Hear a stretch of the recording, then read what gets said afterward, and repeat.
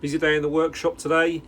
We are fitting handle scales to knife blanks, which you can see them hanging up there. I think I've got 5 there, but I'm going to put some handle scales on. I've got one finished knife, which is this one here, which is a drover. This is the only finished knife I've got to show you, but all the rest I posted them all out this morning. Went on a major post run.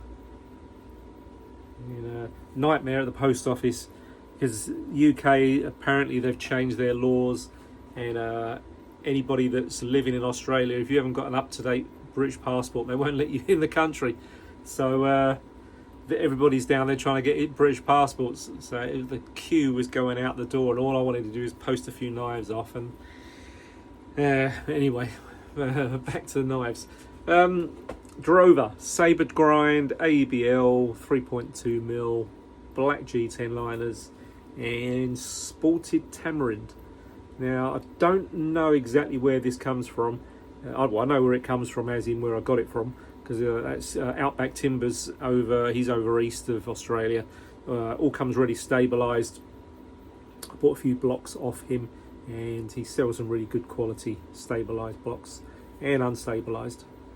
But I don't know where in the world it comes from. I'd say it's probably like an Asian country, Thailand or Indonesia, something like that. I would have thought that's where it would come from. But really nice grain. It polishes up really nice and smooth. Yeah, he's got my little mosaic pins in. And sabre grind. I think it's nice and sharp. Let me have a look. Let me get a bit of paper. Let's have a look. Yep, nice and sharp. This is like a late Christmas present that I didn't get a chance to build before Christmas, and I've only just got it finished now. But that's for Jake, so I think he'll be pleased that he chose that handle material. He came round and went through all my boxes of stabilised woods and stuff and chose his own handle, which is pretty cool, and he went with that. So I think good choice, Jake. It looks very nice. So what I've got going on is I've got 2 bobtails, I have got a bushwood, I've got a brumby, and I have got a drover, and they've all got to have handle scales fitted. And what I'll probably do in this video, I'll just do little snippets on each section of how I'm going to fix them. Most of them are going to have solid pins or little mosaics. One's got brass Loveless bolts, but we'll go over there and I'll show you the handle scales. We have got some black and white ebony. Where's the other one gone? I can only find one. There should be another one somewhere. Alright, no, where is it? Oh, it's over here. Got it. Alright, so we've got black and white ebony, which is really nice. As I say, all these, they're all going to look a little bit sort of average at the moment until they're finished, but you know, you can sort of see the colour of the grain there. It's a little bit hard to get an idea of what they're like until they're, you know, you've done all your finished shaping and polishing and buffing and waxing. This one I think is maple burl, which is really nice. Again, black liners. This one is a Karelian birch. There you go. This came from Bee Creations over in Norway. So stabilised Karelian birch. Again, doesn't look too good until you sort of spray it up, and then you can kind of see the grain. And yeah, once you've done all your, as I said, once you've done all your handle shaping and all your final buffing, then the grain all comes out and it looks really nice. This here is a Western Australian wood. It might not look very good in this, but it's, let me spray it up and see if you can see it. It's Fiddleback Minorici. You can see that. It's a little bit, probably a bit hard to pick it up, but you've got all the lines going that way. You've got the grain running across, and then you've got all the lines going down, all the Fiddleback lines there. Bit hard to see. But this is going to look really nice. That's on the bushwood, again black liners. And we've got this is jam tree, again Western Australian. It's really nice, simple grain, but the colour and the finish you get with this is really nice. It sands so nice and smooth. and then you get all that grain showing through. It's going to look really nice, simple but effective. So all those, I've still got to prep all the front edges, chamfer them, buff them, and then it's trying all the pins and glue them up. I've still got to drill the backs of the scales. Basically just drill in there little pockets down the centre. Obviously don't go out too far to the edge, otherwise when you're shaping the handle you'll end up with holes showing. But I tend to drill right the way through, go kind of about 5mm deep in the centre there. It just gives the epoxy something to go through the G10 into the wood, and then hopefully you get that kind of good bond all the way through.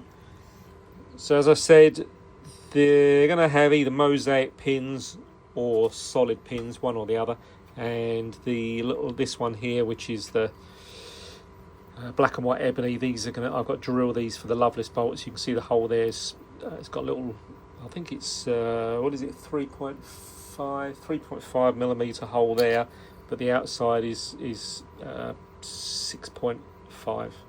So then it just goes, the little Loveless bolt goes in there, and you get that good mechanical bond with the bolt. As you do it up, it compresses, so you're not just relying on the epoxy. But having said that, if you key your pins up nice and rough, then the scales they're not going to drop off. If you can't beat Loveless bolts for that good clamping force and just the extra mechanical grip that you get there, you're not just relying on the epoxy. So yeah, I'll just do a few little snippets here of what each stage, gluing them up. So we'll get stuck in. Just put the angled tool rest on there. 40 grit belt. I've ground these flat to the kind of the angle that I like them to on the knife. Now I've just got to put that chamfer on the end, finish that nicely, and then give it a little buff up with the buffer.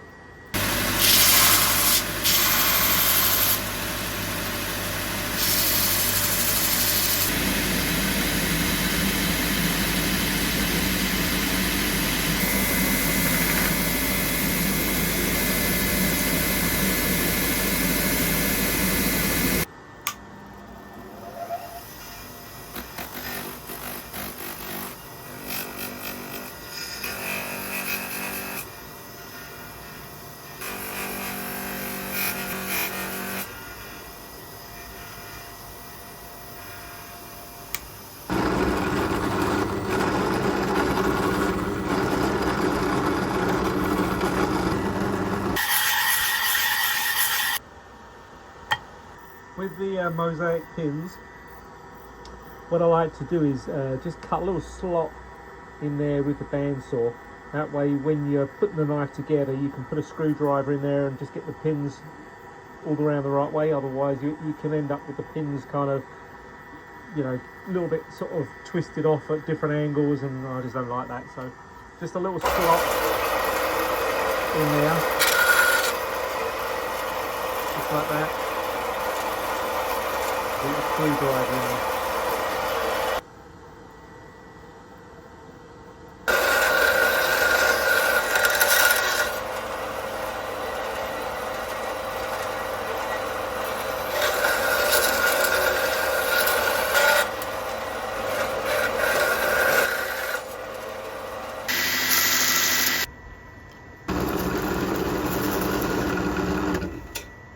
So an important part, I think I've spoke about this before on one of the other videos, it's such an important part, is just to have a little test fit, just to make sure everything goes together. Otherwise you mix your epoxy up, the epoxy won't go off, but it's just the fact that once you've got your latex gloves on, and you don't want to be sort of rummaging around trying to make things fit, make the holes bigger or whatever, so just always, not like a dry run, try all your pins in, make sure everything slides in nice and easy, they're not binding, or because if they're binding, there's a good chance they can hold the scales off a little bit and then they won't pull up square. That's all gone in nice and easy. Everything lines up, all the edges, no gaps anywhere. Perfect. Another thing I like to do is like the lanyard tube. I've got a roll of toilet paper, and I just pull off a little bit of this, roll it up, poke it inside the lanyard tube. That way you don't get all glue in there. It's easier to do this than trying to wipe it out once you put it all together.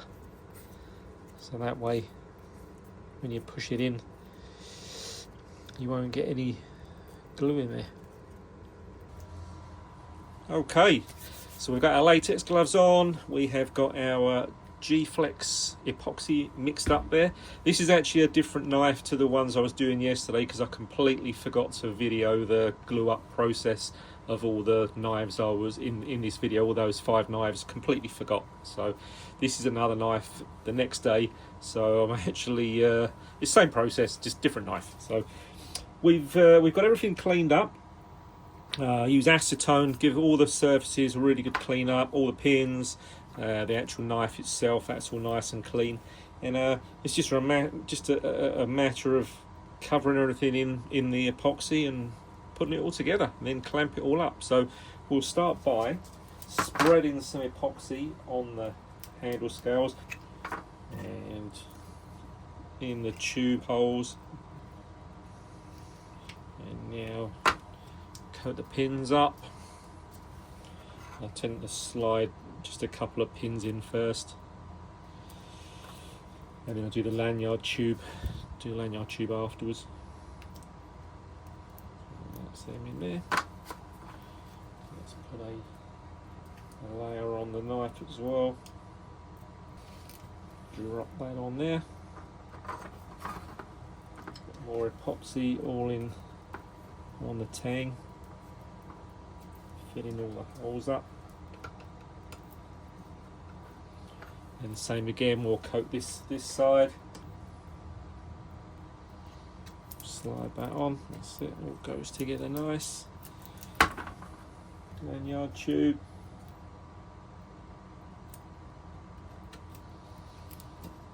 Slides in nice. Now I'll just use a couple of little clamps. Now this is the bit you don't want to over clamp it, otherwise you end up squeezing all your epoxy out. So just a bit of light pressure. It's just a bit of feel, to be honest. Once you've been doing it a while, you get to know the feel of how hard you're doing them up. And then one in the middle. Alright, so that's done out there, and you'll see you get a little bit sort of squeeze out there when you do them up. So that's good. Shows that the epoxy's all, you can see that there, just oozing out a little bit there. You can see that that's all come out there nice. So just give that front edge a little wipe, just to take off the excess, both sides. And then clean bit of paper towel, a little bit of WD-40 on there, and just wipe the rest of that off. Both sides. There we go. That's that done. Now you can just stand them upright. The clamps hold it. Keep it vertical. That way you don't get any of the epoxy kind of running the wrong way on the blade. So gravity will take it downwards. And that's it.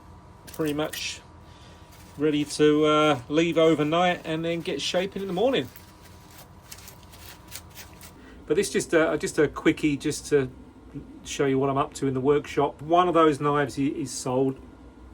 It's the Brumby with the black and white ebony handle. That one's sold, but the other 4 will be available. So if you're interested in those, just send me a message, and I can send you some once they're all glued, once the glue's hardened up and all that, and I start shaping the handles. I can send you a few pics or whatever.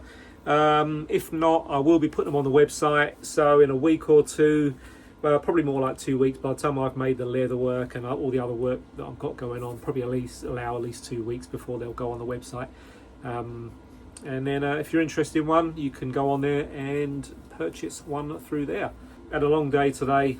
What's the time now? 6:15. So I'm gonna get in the shower and sit down. So have a good weekend, and I shall see you on the next video. Cheers then.